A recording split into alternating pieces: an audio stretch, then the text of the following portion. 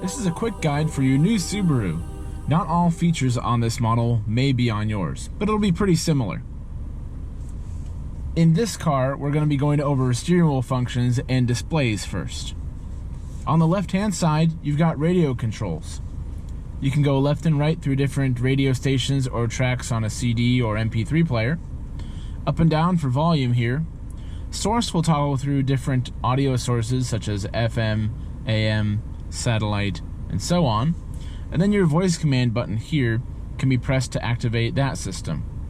You can ask your car to do several different things using this system, including calling people, changing the radio stations, or even climate control functions.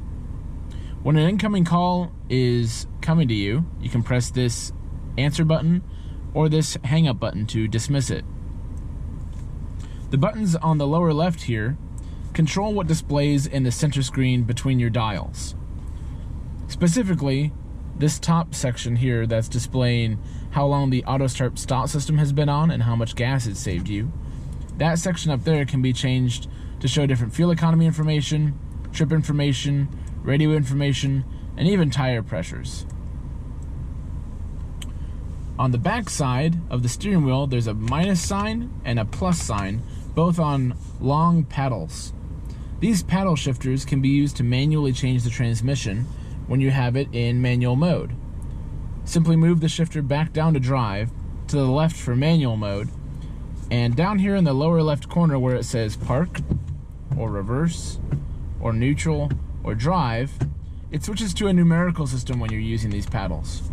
This allows you to control what the transmission is doing, so you can do things like engine braking, or start in second gear instead of first when you're starting off in deep snow or sand.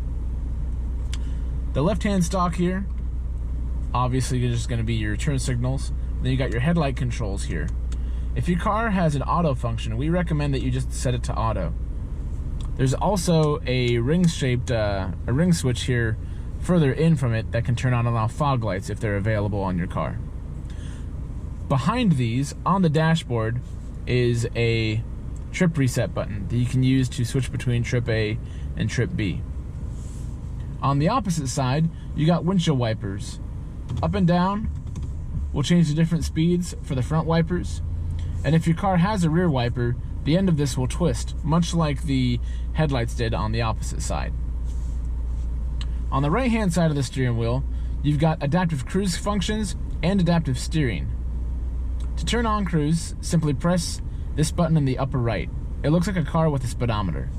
This screen will appear here in the middle. You'll also see that same white logo represented in the lower left corner of your screen. Once you reach the desired speed, click down on the set switch here in the middle. It'll show what the speed actually you have it set at. Let's say you have it set at 60 miles an hour. These cars ahead of you, or rather these bars ahead of you, represent the following distance between you and other cars ahead of you. And you can adjust that with these up and down arrows on the right hand side of the steering wheel. The more bars you have, the further distance you're going to hold between you and slower cars. So assuming that we're going 60 miles an hour, with those 4 bars there, you'll have about a 4-car gap between you and the car ahead. If that's too much, you can press the down arrow to reduce the gap between you and the vehicle ahead. In the lower right-hand corner, there's a steering wheel button.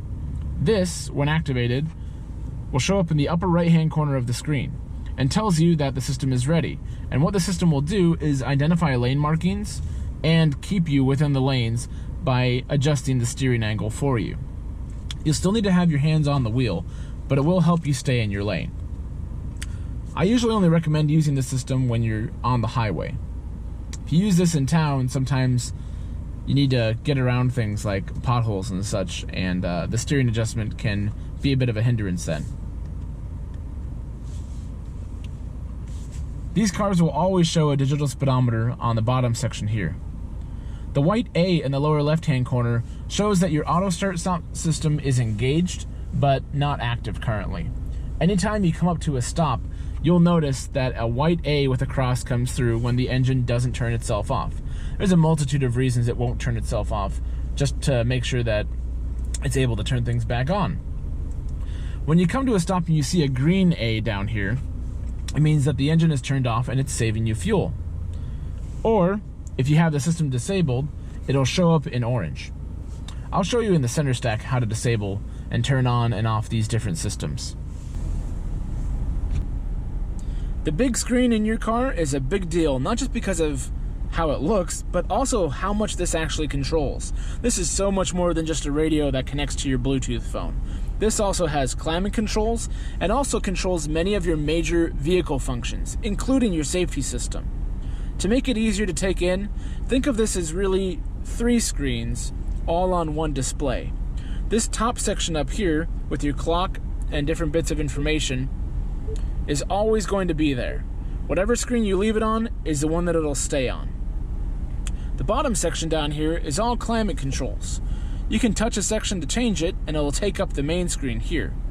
You can increase or decrease fan speed, you can change where the air is going, or if you'd like to make things easier for yourself, switch this auto to full auto, and then all you have to do is change your temperature and it'll control the rest. Either touch the temperature and use the slider to move things up or down, or because you have physical controls here on the sides of the radio screen, you can touch those and it will increase or decrease the fan speed automatically to get the cabin to whatever temperature that you have it set at. This means that you don't have to fiddle with the touchscreen so much when you're moving. The middle section, this is where everything else is at. Your radio, for starters, quite simple. All you need to do is find a station that you like, dial it in, using the knob here on the right, and then press and hold till you hear a beep, and it'll set it as a preset. Then you can set satellite, FM, and AM stations here. They don't all need to be together. These arrows can change between different sets of presets. So there's 6 here, there's another 6 here, or instead of changing stations from the touchscreen, you can use the radio controls on the left side of the steering wheel to move you between different presets. Let's go back to the home screen. Media is essentially anything that's not AM, FM, or satellite radio. So if you're listening to a USB stick with music on it, or an MP3 player, an iPod, or an iPhone, listening to Bluetooth music off of your connected device, or an auxiliary cord. If your car has the option, you'll also find the CD under media as well. These work real similar to the way that the radio does, only it's just separated between radio and media. Let's go back to the home screen. Phones are really simple to pair. If you haven't paired one before, it will ask you right off the bat if you would like to add a device. If you've already paired a device, but you'd like to add another one or change something, go to Add a Device down here in the lower left, and it'll give you a list of all of the devices that are there. When your phone is connected, you'll see favorites that you can set and your phone book that should transfer over from your smartphone. You can either go through your phone book and select people to call, or use the voice command system that's on the left-hand side of your steering wheel to ask it to call somebody. Press the button, wait for the prompt, and then speak. As long as you say the name as it's appearing in your phone book, it should get it every time. Apps are designed to work with your smartphone. So if you have an iPhone, Apple CarPlay will work here. And if you have an Android device, Android Auto will work. You'll notice they're grayed out because these systems require the phone to be plugged in order for them to work. Subaru Starlink also requires you to be plugged in to work, but if you have an iPhone or an Android device, you'll probably want to use these systems instead. Satellite radio also gives you the option for Travel Link, which gives you fuel prices in the area, sports, stocks, and even weather information. If your car's weather information is off, it's likely because it doesn't have navigation built in and doesn't know where it is. Go to Select Location and find your location through there. Car Info just gives you an overview of what your all-wheel drive system is doing and what angle you're currently at. You can also see what safety systems are turned on. And you can also select the safety system to get an explanation as to what that system does. The last one here, you can set maintenance reminders for your cars.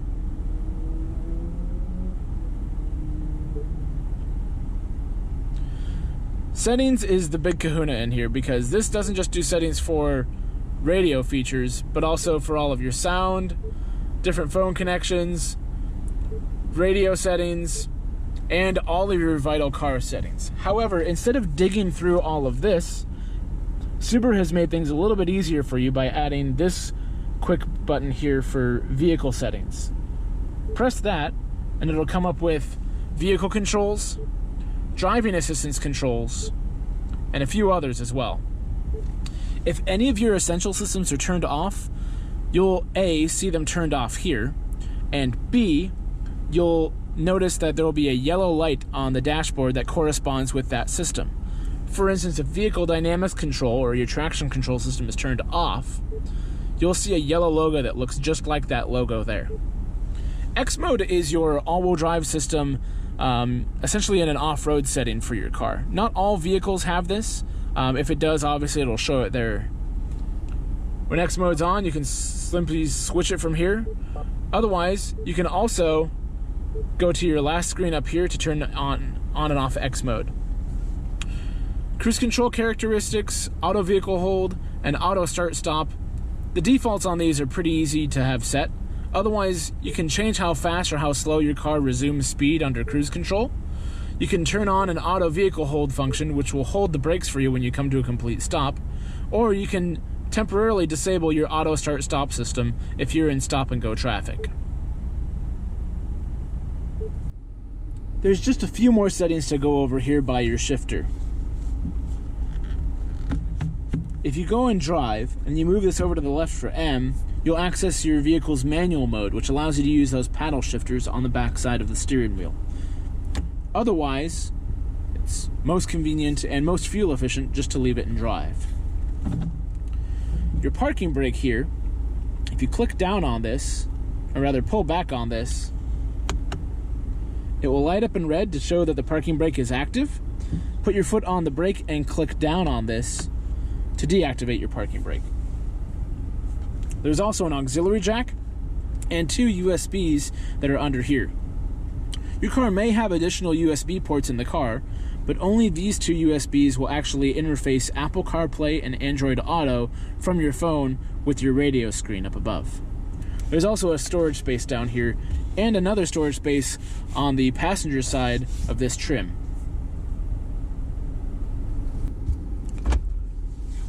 For additional features, your owner's manual in your glove box has a quick guide that will go in more detail over some of these features.